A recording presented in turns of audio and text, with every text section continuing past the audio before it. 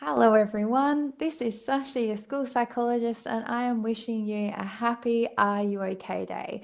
Or if it's a few days before, give yourself a pat on the back for preparing for Are You OK Day and checking in with the people that you care about. At OAC, we try and make sure we are checking in every day with the young people that we care for. But Are You OK Day is a really good reminder to double check with anyone that we're worried about or just connect with the people that we care about. So, in preparing for Are You OK Day, I've just got a few pointers for asking people if they're okay. And now I don't know about you, but often when I talk to students and say, "Are you okay?" their first response is usually, "Yeah, I'm fine," or "Yeah, I'm okay." I often have to ask for a second time, and I'm often emphasizing, "But how are you really?" And often this can be a good way for them to open up. If you are watching me in class, now might be a good time to pause the video and brainstorm with your teachers and your classmates different creative ways that you could ask the other people around you if they are okay.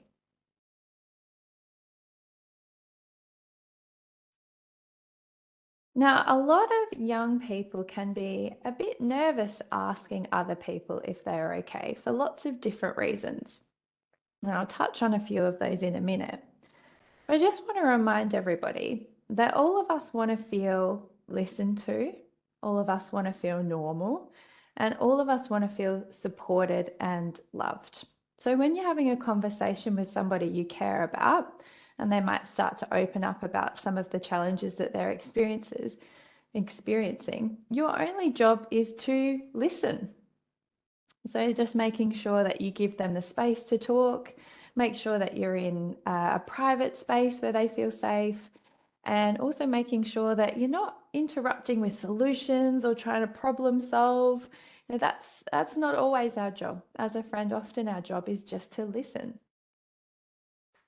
And in helping our friends feel normal, sometimes the most important thing we can do is just say, "Oh my gosh, I felt that way as well. Oh, I used to feel like that when this was happening to me too." And that can make other young people feel really normal and like their problems are something that can be and is normal for other young people their age. And of course, it's very important that we make sure our friends feel supported and cared for and loved. Unconditional positive regard is incredibly important when you are opening up about something that's difficult. So, if you're a bit hesitant to speak to another young person about their problems, I hope this helps you feel a little bit more supported. As all we really need to do as kids and young people is just to listen to our friends. Now, of course, if the problem is too big, it's time to get some help. Now, if you are sitting in class, I'm really hoping that the person taking your lesson could be someone that you could reach out to if someone had told you something that felt a bit too big for you to hold on to by yourself. I'm also hoping there might be some adults in your life that you could turn to if there was a problem that was too big for you to hold by yourself. So that could be parents, that could be aunts, uncles, family friends, older siblings, or other friends that you could talk to if something felt like it was too big for you to hold yourself, either a problem of yours or a problem that you've heard from a friend. If you're watching this in class, it might be a great time to pause me and brainstorm some people you could go to if someone told you about a problem that was too big.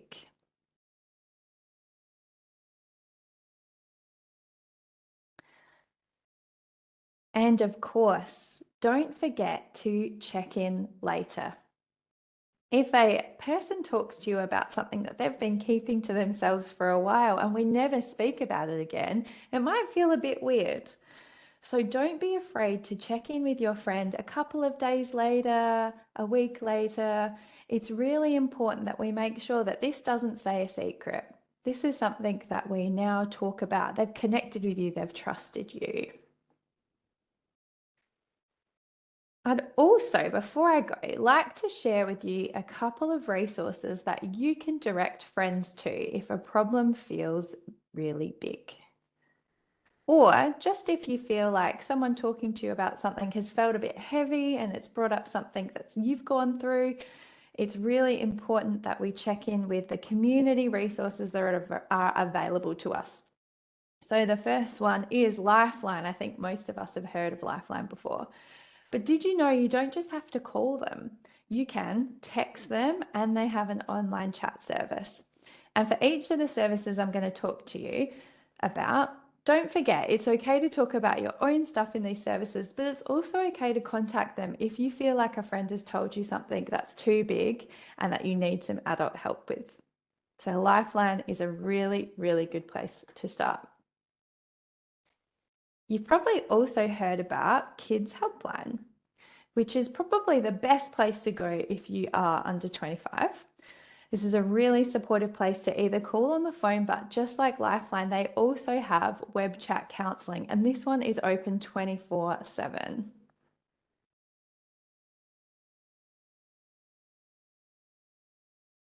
Okay, another great place to go if you are worried about someone else or if you're worried about yourself regarding suicide is the suicide callback service. So the phone number should be up here on the web page. So if you're worried about another young person, this is somewhere that your parents can call or you can call to get some advice about how to help them around suicide.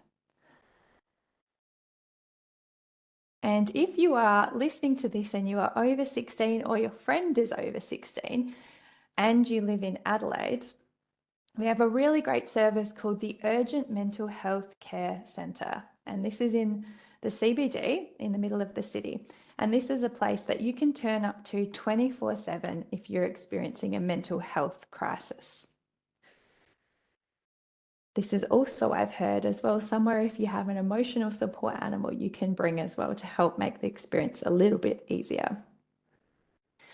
So these are a few of the services in Adelaide and on the phone and on web chat that you can access if you're feeling overwhelmed, but also you can send your friends to as well for some extra support. Okay. Again, happy Are You Okay Day, everyone. Thank you for being brave and caring for the people around you. And good luck in having those extremely important conversations.